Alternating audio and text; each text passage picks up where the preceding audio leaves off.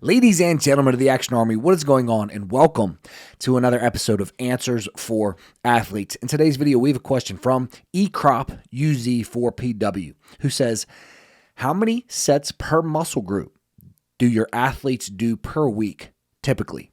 So this is a really good question. How many sets for the quads? How many sets for the hamstrings, the glutes, the hip flexors, the tibialis anterior, the gastroc, the soleus, your core, your low back? How many sets for all of these muscle groups? This is a great question. I have a great answer for you, but before I give you that answer, make sure that you like this video, subscribe to the channel, and leave your question down below if you want me to answer your question in a video just like this. And there's a link down below in the pinned comment and the description of this video with access to my advanced training programs. If you would like to take all of the guesswork out of your training and have a professional strength coach write your programming for you, or at least you could do one of my pre-written vertical jump training programs. If you want me to set up all the sets, the reps, the exercises, the regressions, the progressions, the phases, the periodization, you want the best results possible without having to think about it, then click that link and get one of my advanced training programs. But okay, let's get into it. How many sets per muscle group do your athletes do per week typically? How many sets for the quads, the calves, the hamstrings, the glutes, the low back, the core? How many sets? Number one, I think this is an extremely difficult question to answer, and I'll explain why in this video. Number two, I think it is the wrong question to ask. Not that this is a bad question. I really do appreciate you asking this question, but I think as athletes and as trainers and coaches and people who are writing programming, I think this is the wrong question to ask, and I'll explain why. What I have in front of me is 2 different weeks of training from my Beyond the Rim 2 vertical jump training program. Now, I have the total number of sets from a volume week.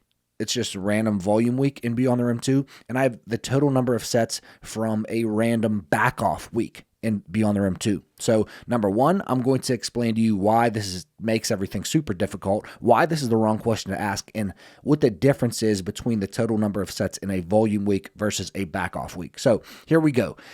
In this random volume week in Beyond the Rim 2, I had 27 sets for the quads. I had 28 sets for the hamstrings. That's a lot. 28 sets for the glute max. 26 sets for the low back. 6 sets for the glute medius. 6 sets for the calves. 6 sets for the anterior tibialis. Side note, you're always going to want to have more sets for your calves than your tibialis anterior. In this random week, I didn't, but normally in Beyond the Rim 2, I do. Why? Because the anterior tibialis is smaller. The gastroc and the soleus make up a larger part of the lower leg.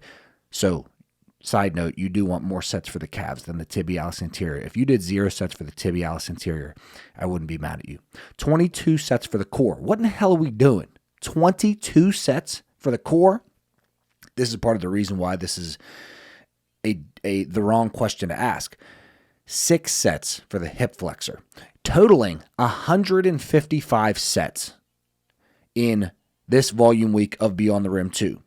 In the back-off week, we had 11 sets for the quads, 16 sets for the hamstring, 16 sets for the glute max, 8 sets for the calves, 16 sets for the low back, 0 for the core, 0 for the glute medius, 0 for the hip flexors, and 0 for the anterior tibialis. So 67 sets total versus 155 sets total for the volume week of Beyond the Rim 2. Now, let's talk about what makes everything extremely difficult and why this might not be the best question to ask as we are writing our programming.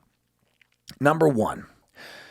Oh, and I did want to put this out there. This is this is not including isometrics. I did not include isometrics in there because then the sets would be even higher. Because normally before every single main workout, sometimes minor workouts, I program 3 to 5 sets of isometrics. And I normally program an isometric choice. So you could do a Spanish squat, a wall sit, single leg knee extension hold. But let's say we do a Spanish squat.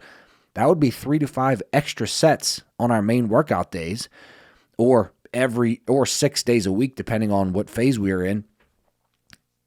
For the quads, the glutes, the hamstrings even. Spanish squat's going to touch all those muscles. This isn't including plyometrics either. Plyos are obviously going to hit the muscles in our legs. right? So I did not include isos, and I did not include plyos, and this was still 155 sets for the volume week, 67 sets for the back off week, not even including isos and plyos. And you're going to see soon why it is so much. Here's the issue. As athletes, we do not train like bodybuilders. As athletes, most of our work is going to be compound movements. Bodybuilders love to isolate their muscle groups. This is why you can type into Google, or not Google. You could type into YouTube, how many sets should I do for my chest? And you'll have coaches and trainers and scientists popping up.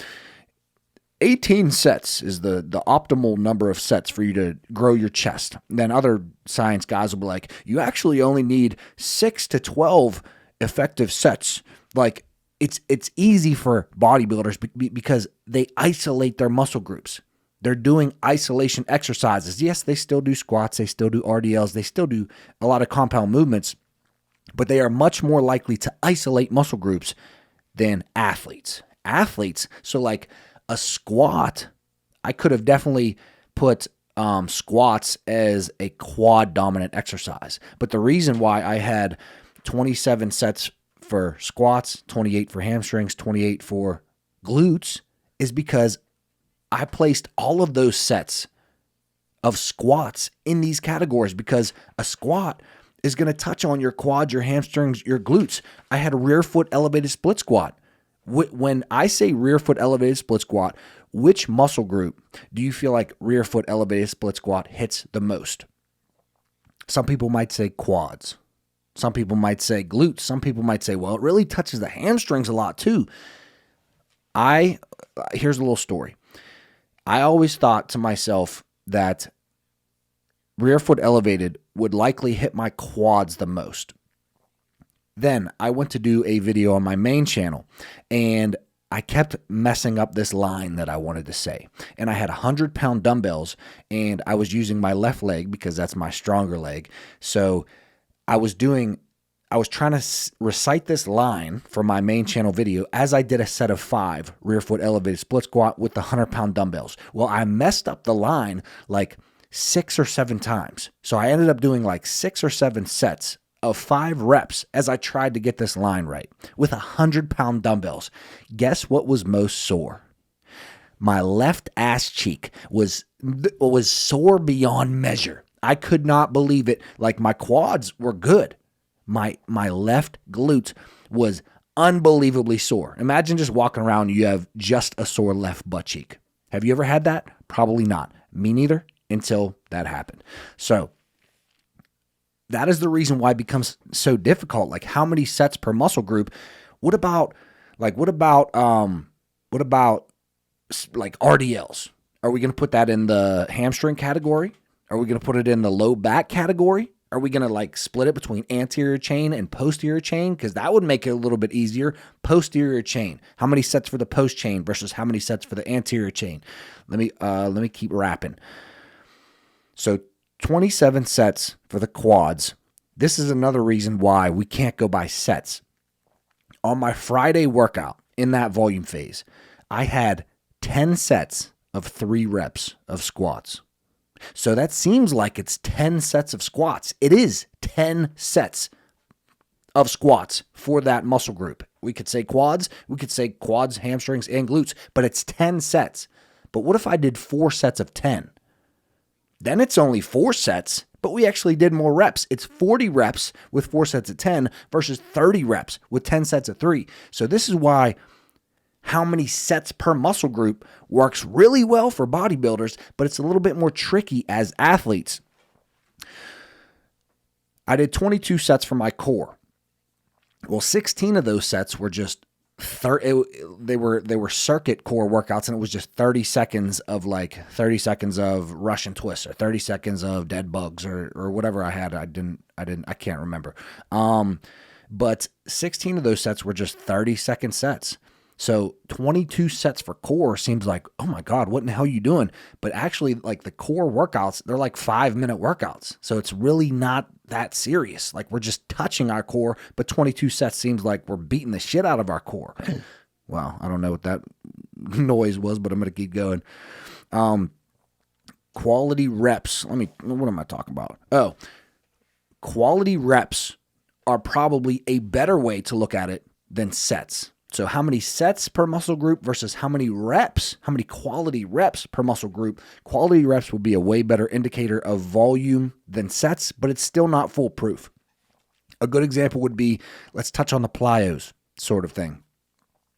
What if we did 5 sets of 100 baby pogo jumps, like very light, or band assisted pogo jumps? Let's just say that.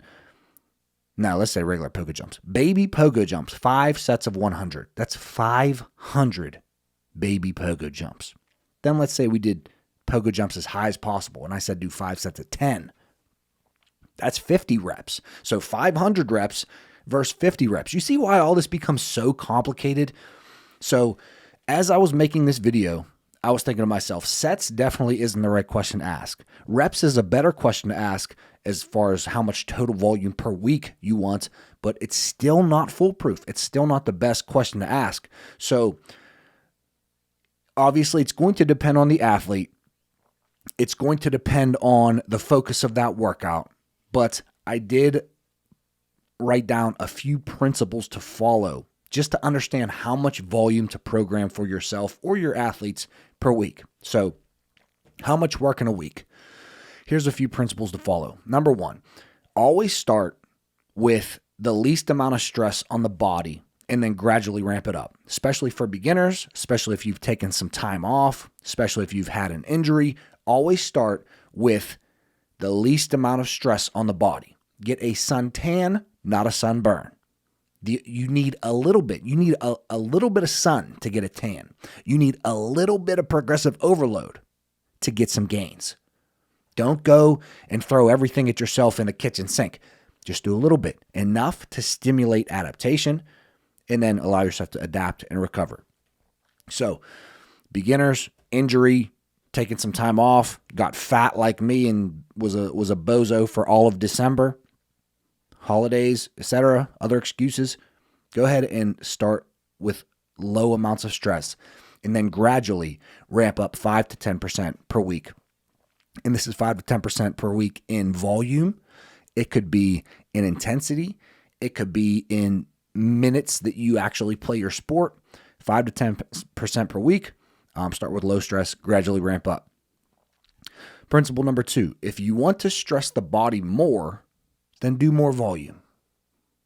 If you want to stress the body more, there's a ton of ways to stress the body more. Like, we can think of a ton of ways to progressive overload.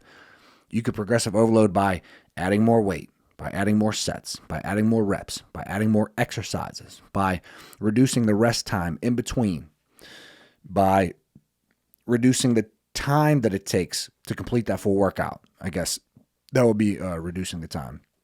I'm blanking on, but there's tons of ways to progressive overload. But if you want to stress the body more when it comes to vertical jump training, then take your total volume that you have that week and increase it. Increase the volume, and you will stress the body more. This is why I have volume phases, deload weeks, and then back off phases. Because in those volume phases, I'm stressing the body as much as possible. I don't put my athletes through everything that I put myself through. Let me just talk about something real quick.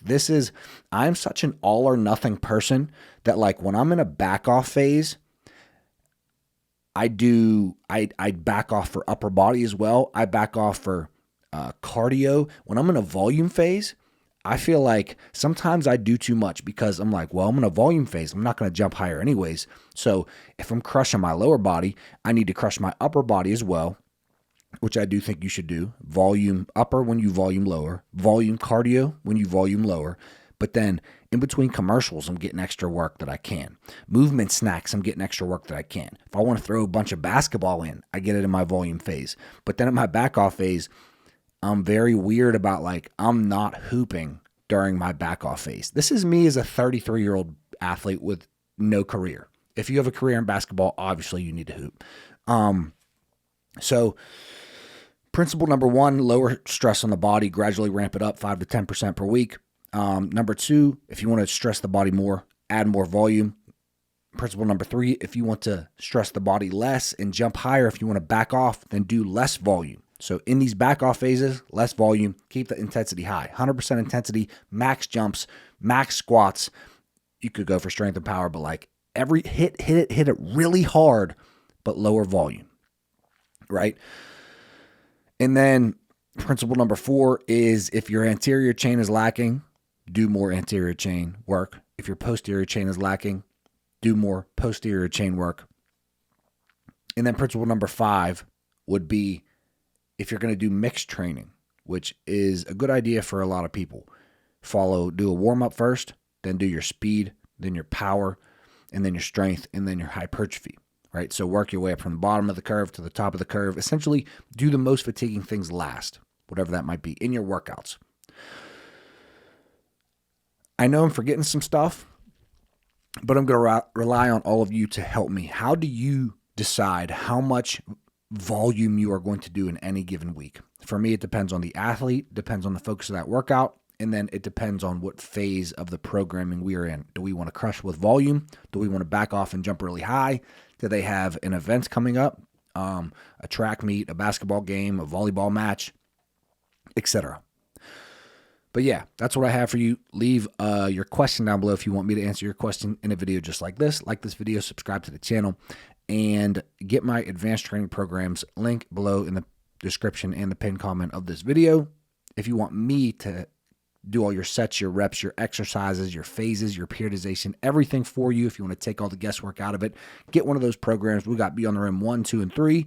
Beyond the Rim Strong and Bouncy, Beyond the Rim Project Plyo, the Vertical Jump Secret System, all the programs that you need to take your vertical jump to the next level. But I will see you tomorrow in tomorrow's video. Love you all. Peace.